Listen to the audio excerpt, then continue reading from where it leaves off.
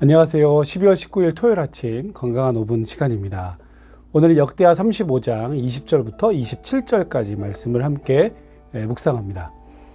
그리고 저는 22절 그리고 23절 상반절까지 읽어드리겠습니다. 요시야가 몸을 돌이켜 떠나기를 싫어하고 오히려 변장하고 그와 싸우고자 하여 하나님의 입에서 나온 느고의 말을 듣지 아니하고 무기또 골짜기에 이르러 싸울 때에 활 쏘는 자가 요시야 왕을 쏜지라. 아멘. 오늘 드디어 요시야가 죽음을 맞게 됩니다.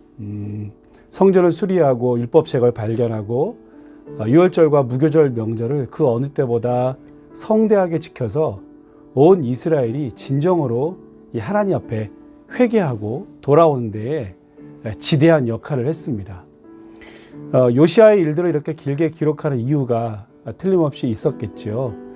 포로에서 귀환한 이스라엘 백성들은 이 요시야 때처럼 예배가 회복되고 절기가 회복되고 하나님과의 관계가 바르게 회복되는 것이 민족이 회복되는 첩경이라고 아마 그렇게 믿고 이 요시야의 이야기를 통해서 그렇게 교훈을 얻게 되었을 것입니다. 자, 그런데 오늘 마지막으로 이 요시야의 일생에 있어서 어쩌면 치명적인 실수와도 같았던 사건을 마지막으로 기록하고 있는데요. 그것은 바로 국제적인 정세에 잘못 휩쓸린 것입니다. 애굽의 바로 느고가 아수르와 결탁하고 신흥 제국이었던 바벨론을 억제하기 위해서 출정을 했습니다. 그리고 유브라데 강가의 갈그미스를 공격하기 위해서 이제 이스라엘 땅으로 이렇게 올라오게 되지요. 자, 이때 요시야가 바로 느고의 길을 막아서게 됐고요. 무깃도라고 하는 곳에서 바로 느고와 전투를 벌이게 됩니다. 그리고 결과적으로 오늘 읽었던 것처럼 화살을 맞고 심각한 부상을 당했지만 예루살렘에 이르렀을 때에 목숨을 잃게 됩니다. 죽게 되었습니다. 자, 그러나 이 과정에서 애굽 왕 느고가 요시야를 말렸어요. 내가 지금 당신을 공격하러 가는 것이 아니라 바벨론을 치러 가는 길이다. 하나님께서 이것은 나에게 명령한 것이다. 하나님의 뜻을 거스르지 말아라. 이렇게 애굽의 느고가 이야기했음에도 불구하고 요시야는 이것을 하나님의 말씀으로 음성으로 듣지 않았습니다. 또 그럴 수밖에 없는 것이 이방의 왕에게서 나오는 메시지가 어떻게 하나님의 음성일까? 아마 그는 의심할 수 있었겠죠.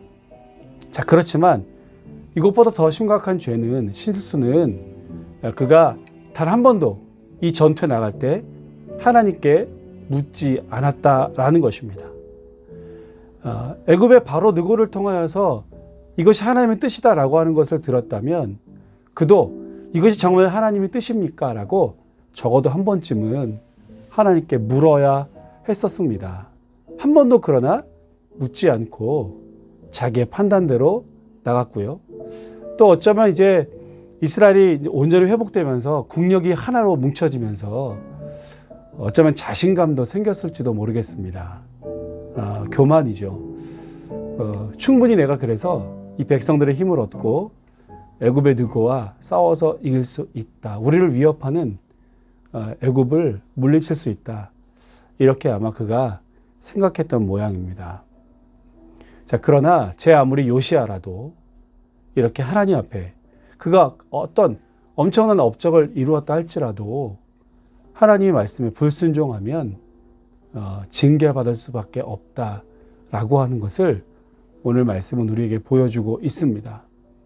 게다가 하나님은 오늘 애굽 왕 느고를 통해서도 말씀하고 계시잖아요.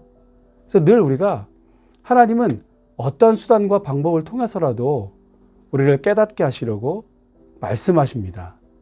그래서 늘 민감하게 하나님의 말씀이 어디서 들려오는지 어떻게 우리가 들을 수 있는지 늘 민감하게 깨어 있어야 하죠. 비록 이방 왕인을 통해서라도 하나님의 말씀을 요시야는 경청할 수 있었어야 했습니다. 처음부터 끝까지 하나님을 온전히 신뢰하지 못한 이 요시야 왕 결국 비참한 최후를 맞게 되었고요. 그래서 우리는 늘 깨어서 어딘가로부터 들려오는 하나님의 음성을 들어야 하고, 또 어떠한 경우라도 하나님께 묻고 하나님의 뜻을 구하는 그러한 사람이 되어야 하겠다라고 하는 것을 오늘 성경을 통해서 보게 됩니다.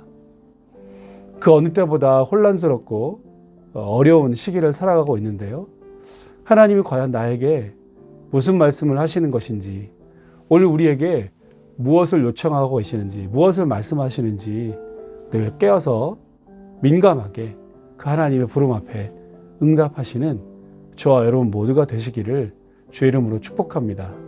그리고 오늘 어떤 결정을 하신다면 틀림없이 반드시 하나님께 물으시고요. 하나님의 응답을 구하신 이후에 그 응답을 붙들고 나아가시기를 주의 이름으로 축복합니다. 오늘도 그런 은혜가 우리의 삶 가운데 충만케 되시기를 간절히 소망합니다.